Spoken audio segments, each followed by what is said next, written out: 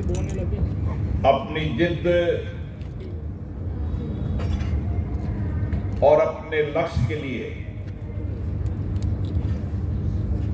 कि किस तरीके से जो हमने कौशल प्राप्त किया है, जो हमने शिक्षा प्राप्त की है, जो हमने हुनर प्राप्त किया है, उस शिक्षा, उस कौशल, उस हुनर को हम अपनी सेवाएं देकर देश और राष्ट्र के नवनिर्माण में क्या योगदान दे सकते हैं, इसके लिए बूंदी हाड़ौती संभाग राजस्थान पर से आए मेरे युवा साथियों, माता और बहनों, मैं आपका इस हाड़ी रानी बूंदी के अंदर अभिनंदन करता हूं, स्वागत करता हूं। इस कार्यक्रम में बूंदी के लोकप्रिय विधायक माननीय अशोक डोगरा जी, बूंदी नगर परिषद की चेयरमैन श्रीमती मधु नवाल जी, तालेड़ा पंचायत समिति के प्रधान जी और स्किल डेवलपमेंट एनएसडी के मुख्य कार्यकारी वेदमणि तिवारी जी, रीजनल डायरेक्टर श्री नायक जी और देश की अलग अलग राज्यों के आए 80 कंपनियों के वो अधिकारी और कर्मचारी जो यहां पर इस कौशल मेले के अंदर मेरे नौजवानों को, मेरी बहनों को जो कुछ भी उन्होंने जीवन में सीखा है, शिक्षा से, कौशल से, उनको रोजगार देने का प्रयास करेंगे। मुझे खुशी है कि इस बूंदी के अंदर आज देश भर की 80 से ज्यादा कंपनियां आई हैं, जिसमें बड़ी कंपनियों के रूप में लार्सन एंड टर्बो आई है, जो इंफ्रास्ट्रक्चर के क्षेत्र के अंदर, अन्य क्षेत्रों के अंदर काम करती है। टाटा कैपिटल आई है,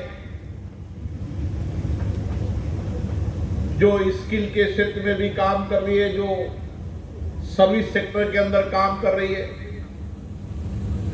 टीवीएस सप्लाई चेन आई है, वेल स्पेंशन इंटरनेशनल आई है, अंबुजा सीमेंट आई है, सिंथेटिक्स आई है। ऐसी बहुत सारी कंपनियां आई हैं, जो कंपनियां अपनी आवश्यकताओं के अनुसार जो हमारे नौजवान हैं, जो हमारे वर्क फोर्स है, उनको नियोजित करने का काम करेगी। और ये नौजवान उस कंपनियों के अनुभव, कार्य संचालन और उनसे सीखकर देश और राष्ट्र की सेवा भी करेंगे और अपने स्किल्ड को और बेहतरीन करने का काम करेंगे। साथियों, आज दुनिया के अंदर भारत वो देश है जो आर्थिक रूप से सबसे तेजी से चलने वाली अर्थव्यवस्था वाला देश है। दुनिया के अंदर भारत सबसे विशाल विविधता वाला और सबसे बड़ा लोकतंत्र देश है। लेकिन उसके साथ साथ जितनी हमारी विशालता है, जितनी हमारी विविधताएं हैं, जितना हमारा लोकतंत्र है, उतना ही बौद्धिक क्षमता से, कौशल से, इनोवेशन से, रिसर्च के अंदर, टेक्नोलॉजी के अंदर भारत का नौजवान दुनिया के अंदर नेतृत्व कर रहा है।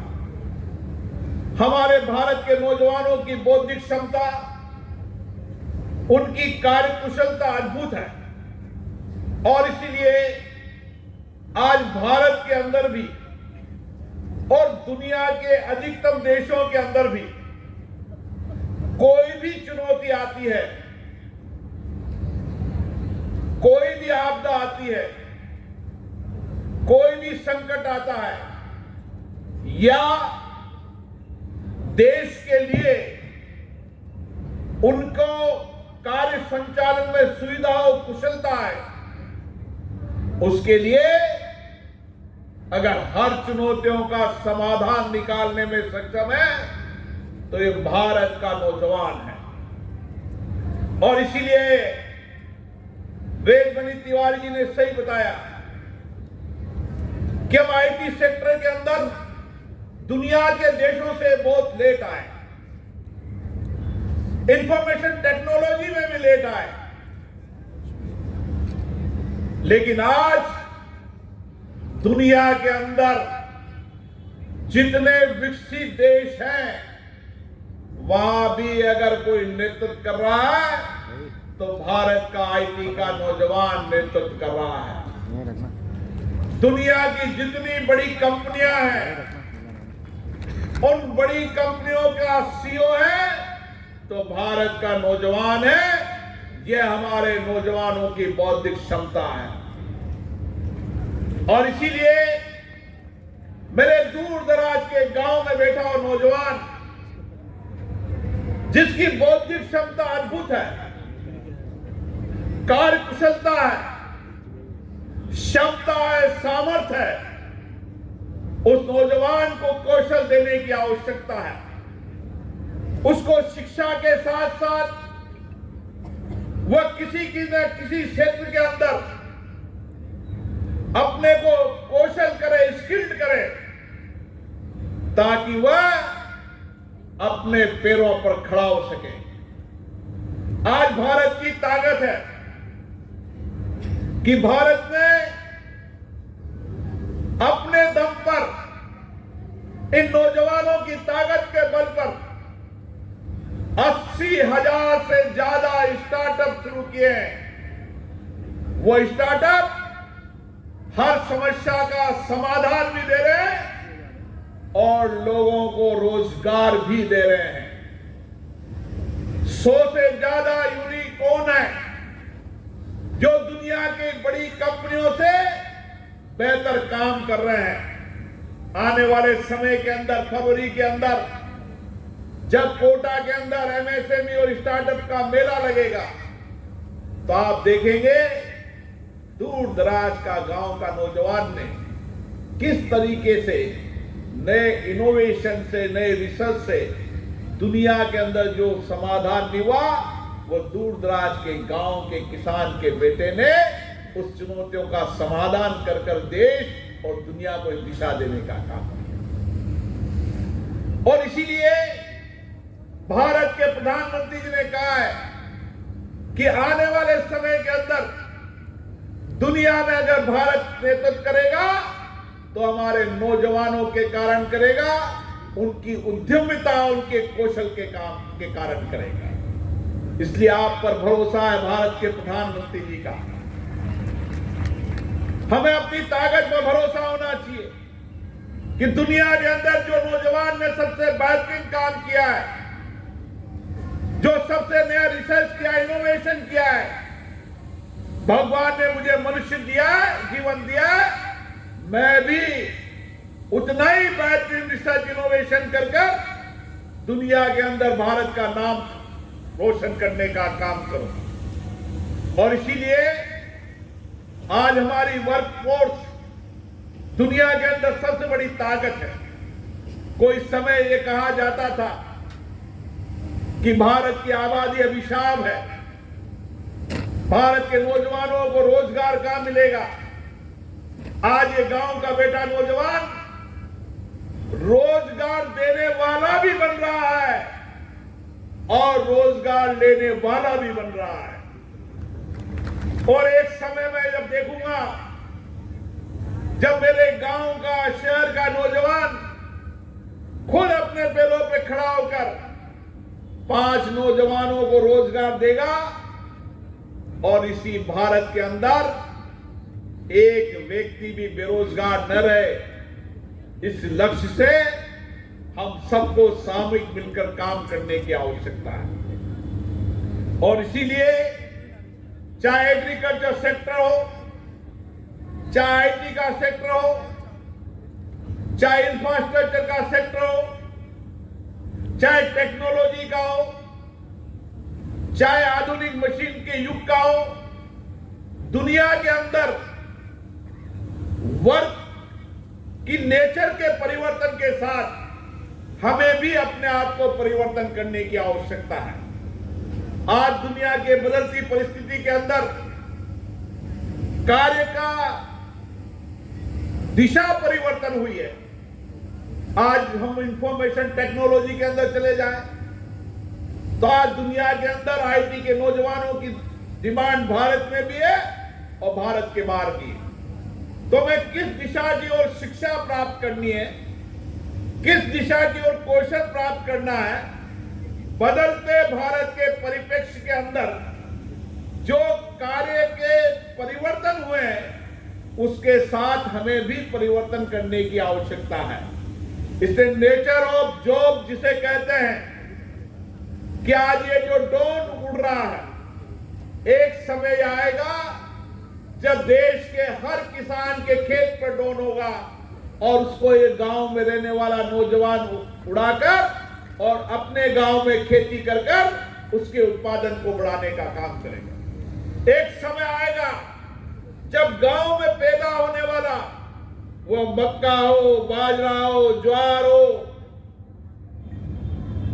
जिसको मिल्क कहते हैं, मोटा अनाज कहते हैं, दुनिया के अंदर उसकी सबसे बड़ी डिमांड होगी। और इस डिमांड को उगाने के बाद, उसका वैल्यू एडिशन करने के बाद उसको अंतर्राष्ट्रीय बाजार देने का काम करेगा तो भारत के नौजवान किसान का बेटा करेगा। आज मुझे खुशी है कि हम जय जवान जय किसान का नारा देते हैं तो हमारा नौजवान -15 डिग्री पर भी सीमा पर खड़ा होकर देश की रक्षा करने का काम गांव का नौजवान करता है। चाहे वो सेना में हो, चाहे अर्धसैनिक बल में हो, चाहे तपती धूप में हो। और इसी तरीके से किसान और किसान का बेटा सर्द ठंडी लहर के अंदर भी गांव के अंदर खेती कर अन्न उत्पादन करके अन्नदाता के रूप में देश की सेवा करने का काम कर रहा है। हमें बड़ी अपेक्षाओं से, बड़ी आशाओं के साथ हमारे पिताजी ने शिक्षा कौशल के लिए हमें भेजा है। पिताजी ने बड़ी आशाओं के साथ आपको अच्छी शिक्षा दी, उच्च शिक्षा दी, और हमें पिताजी की उन आशाओं आकांक्षाओं को पूरा करना है। हमें देश के नवनिर्माण के अंदर, विकसित भारत के अंदर योगदान देना है। तो हमें शिक्षा के साथ साथ हमारी कौशलता को भी प्रमाणित करने की आवश्यकता है। इसलिए आज आप यहां पर नौकरी लेने आए हैं। मैं चाहता हूं ये भारत का नौजवान आने वाले समय में नौकरी देने वाला बने। और इसीलिए गांव के अंदर कौन से उद्योग लग सकते हैं उस पर विचार करने की आवश्यकता है। ये बूंदी के अंदर आप चले जाएं, आज बूंदी के अंदर चाहे सब्जी हो, सब्जी के पैकिंग हो, सब्जी के वैल्यू एडिशन का काम हो। किसी जमाने में चावल की पेड़ी का उपयोग नहीं होता था, आज उसी चावल का तेल दुनिया के अंदर जा रहा है। इसलिए हमें एग्रीकल्चर सेक्टर के अंदर भी विचार करने की आवश्यकता है। और इसके साथ साथ जिस सेक्टर में भी आपने काम किया है, आज आपको आपके अपॉर्चुनिटी से जॉब मिले ना मिले, हार और निराश कभी मत होना। दुनिया के अंदर जब इतिहास पढ़ोगे तो आपको लगेगा जो व्यक्ति चुनौतियों से लड़ता है वही जीतता है, जो हारता है वही अनंत जीतता है। जो किसी कंपटीशन में बैठेगा तभी पास और कभी फेल होगा, जो कंपटीशन से भगेगा वो कभी सफल नहीं हो सकता। आज नौकरी मिलने के लिए लोग जो यहां पर आए हैं, नौकरी लेने आए हैं, इतिहास के अंदर आप पढ़ोगे बड़े लोगों की, वह भी आपकी तरह नौकरी लेने आए थे। नौकरी करते करते आज देश और दुनिया के अंदर सबसे अरबपति करोड़पति सेठ है तो भारत का नौजवान, गांव का नौजवान है।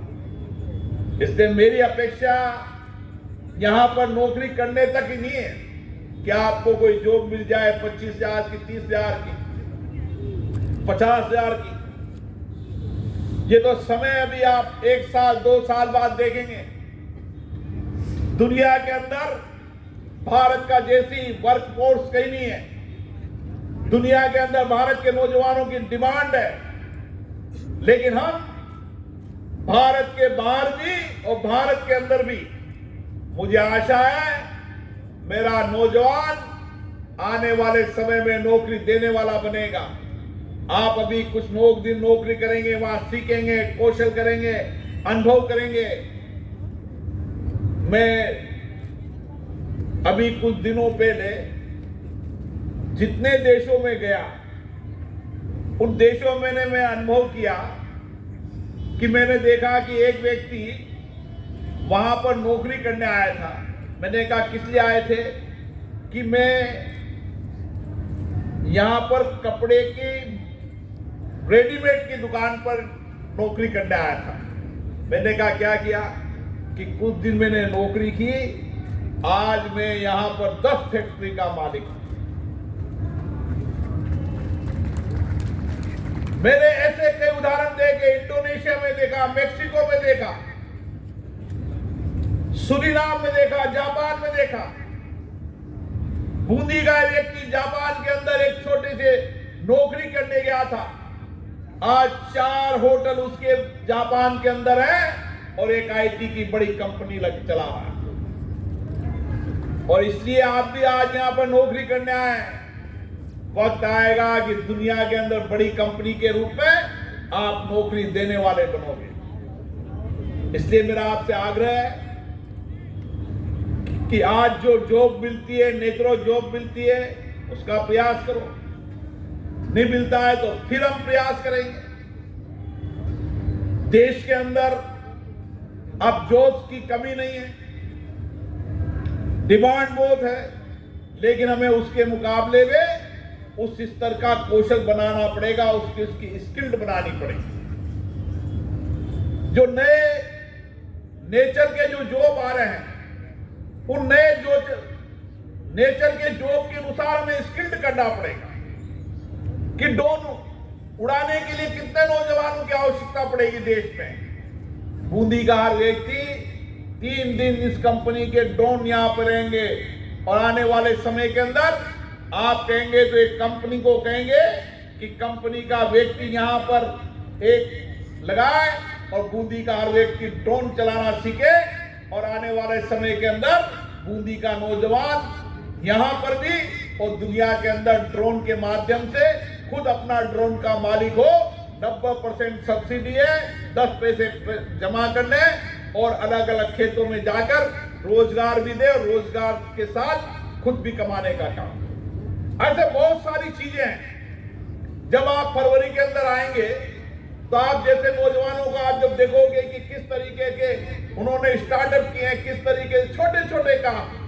मुझे कल एक वीडियो बनाते हुए लड़का मिला, मैंने कहा क्या कर रहे हो? कि वीडियो बना रहा हूं। मैंने कहा हमारा खाने का क्यों वीडियो बना रहे हो?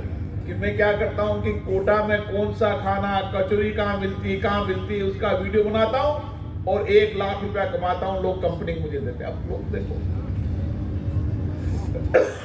कितने लोग किस तरीके का जॉब करते हैं। हमें हमेशा अपने मन में नया इनोवेशन सोचते रहना चाहिए, नया रिसर्च करना चाहिए। दुनिया क्या कर रही है, देश क्या कर रहा है, किस तरीके से जॉब की आवश्यकता है, हम क्या कर सकते हैं, हम किस में स्किल्ड हो सकते हैं। हर गांव के अंदर भी इंटरनेट पहुंचने लगा है। आप गांव में मोबाइल देखो